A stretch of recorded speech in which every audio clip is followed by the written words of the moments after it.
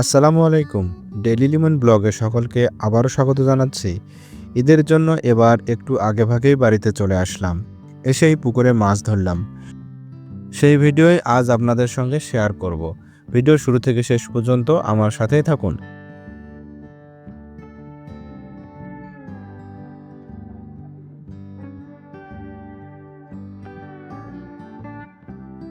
এবার একটু আগেই বাড়িতে চলে আসার কারণ হলো আমার মা অনেকদিন পরে দেশে এসেছে। আসার পর থেকেই মা গ্রামেই থাকতেছে, আর আমিও রংপুরে বাড়ির কাজ নিয়ে ব্যস্ত। তাই মায়ের সঙ্গে থাকার খুব বেশি সুযোগ হয়নি। তাই আগেই চলে আসলাম। জাল নিয়ে পুকুরে গিয়ে দেখি সবুজ ভাই আগেই পুকুরে চলে গেছে, কাঁটাগুলো তুলতেছে। এরই মাঝে আমি বিসমিল্লা বলে পুকুরে জাল ফেললাম। যেহেতু অনেকদিন আমি পুকুরে নামি নাই, তাই সবুজ ভাই পুকুরে নামতে নিষেধ করলো, ঠান্ডা লেগে যেতে পারে সেজন্য। পুকুরে তেমন বড় কোনো মাছ নেই, কিন্তু যে ছোট ছোট মাছগুলো আছে সেগুলোই খেতে অনেক সুস্বাদু।